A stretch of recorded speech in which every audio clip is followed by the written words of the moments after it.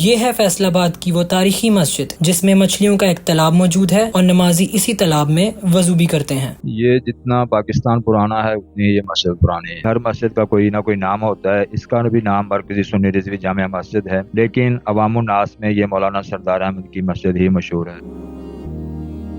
میرے ساتھ موجود ہیں مسجد کے ناظم محمد شاہد قادری صاحب۔ سر، یہ مسجد کتنی پرانی ہے؟ یہ جتنا پاکستان پرانا ہے اتنی یہ مسجد پرانی ہے۔ کس سن میں اس کی بنیاد رکھی گئی تھی؟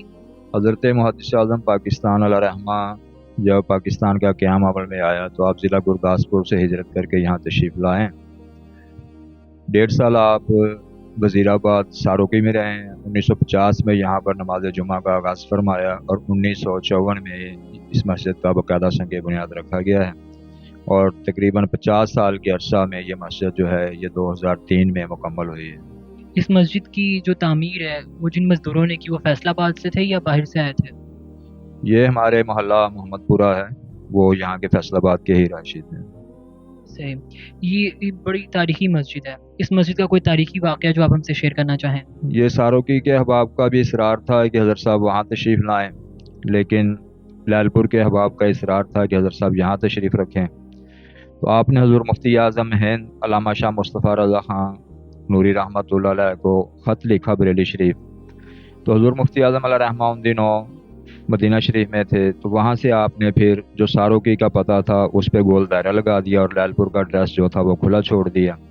تو حضرت محدث اعظم پاکستان علیہ رحمہ فرمانے لگے کہ لال پور کا دانے پانی جو ہے وہ کھلا ہے اور ساروکی کا بند ہے، اس لیے پھر آپ نے یہاں مستقل قیام کا فیصلہ فرمایا۔ صحیح۔ اچھا، یہ مسجد مولانا سردار احمد صاحب کے نام سے منسوب ہے، بلکہ اس کو لوگ زیادہ تر مولانا سردار احمد کی مسجد ہی کہتے ہیں، اس کی کیا خاص وجہ ہے؟ اس کی خاص وجہ جو ہے وہ آپ کا علمی کام ہے کہ یہ جو تالاب کے اوپر آپ کو کمرہ نظر آ رہا ہے یہ آپ نے دارالحدیث قائم کیا، اور نیچے وضو کے لیے تالاب قائم کیا کہ جس نے حدیث پڑھنی ہے جو سننی ہے وہ پہلے وضو کرے اور پھر اوپر آئے۔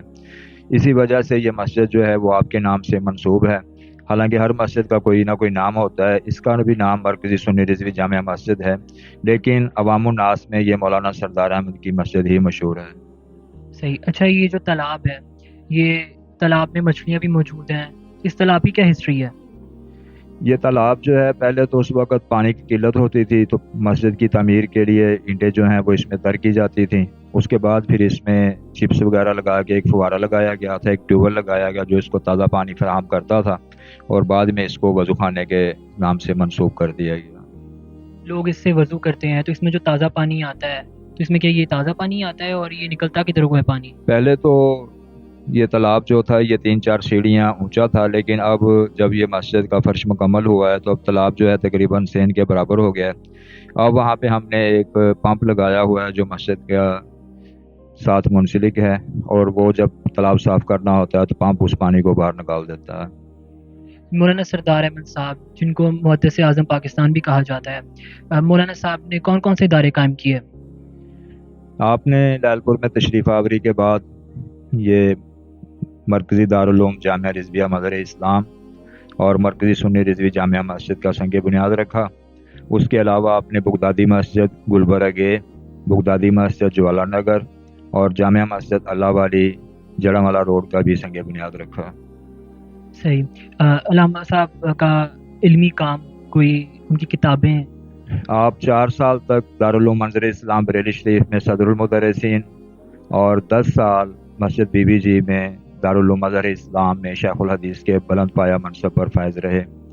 برصغیر پاک و ہند میں نہیں، پورے عالم اسلام میں جتنے بھی اساتذہ دورہ حدیث شریف پڑھا رہے ہیں وہ حضور محدث اعظم پاکستان علیہ رحمہ کے بالواسطہ یا بلا واسطہ شاگرد ہیں، جن میں بالخصوص سجادہ نشین بریلی شریف ریحان ملت مفتی ریحان رضا خان رحمۃ اللہ علیہ، مولانا تحسین رضا خان رحمۃ اللہ علیہ، شیخ القرآن سید زبیر شاہ صاحب رحمۃ اللہ علیہ چکوال، علامہ عبد المصطفیٰ صاحب اظہری، وہ 2 بار کراچی سے MNA بھی رہے، مولانا مفتی فیض احمد صاحب اویسی جنہوں نے 3000 کے قریب کتب لکھی، اور مفتی عبدالقیوم ہزاروی، مولانا محمد حسین سکھروی، یہ حضور محدث اعظم پاکستان رحمۃ اللہ علیہ کے شاگردوں میں سے ہیں، اور اس وقت بھی جو تدریسی کام ہے دورہ حدیث شریف کا بالخصوص وہ حضور محدث اعظم پاکستان رحمۃ اللہ علیہ کے شاگرد ہیں یا آگے ان کے شاگردوں کے شاگرد ہیں۔ صحیح۔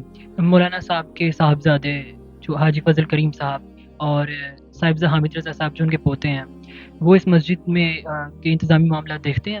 یہ مسجد جو ہے یہ حضرت صاحبزادہ پیر قاضی محمد فضل رسول حیدر رضوی رحمۃ اللہ علیہ جو کہ حضرت محدث اعظم پاکستان کے سب سے بڑا سجادہ نشین تھے، اور ان کو ہی آپ نے خلافت اور اجازت سے نوازا، اور 20 سال تک آپ نے مرکزی دارالعلوم جامعہ رضویہ مظہر اسلام کے محتمم کے فرائض انجام دیے۔ بعد میں آپ نے دارالعلوم مظہر اسلام جو تھا وہ اپنے چھوٹے بھائی غازی محمد فضل احمد رضا اور صاحبزادہ حاجی محمد فضل کریم کے سپرد کر دیا۔ اب صاحبزادہ قاضی محمد فضل رسول حیدر رضوی رحمۃ اللہ علیہ کے وصال کے بعد اور آپ کے آخری جو 8 سال تھے گوشہ نشینی کے، اس وقت بھی اس کا تمام تر انتظام و انصرام موجودہ سجادہ نشین صاحبزادہ پیر قاضی محمد فیض رسول رضوی چیئرمین تحریک اہل سنت پاکستان اور سجادہ نشین آستانہ علیہ محدث اعظم پاکستان وہی اس کی سرپرستی کرتے ہیں اور وہی ان کے انتظامات کو چلاتے ہیں۔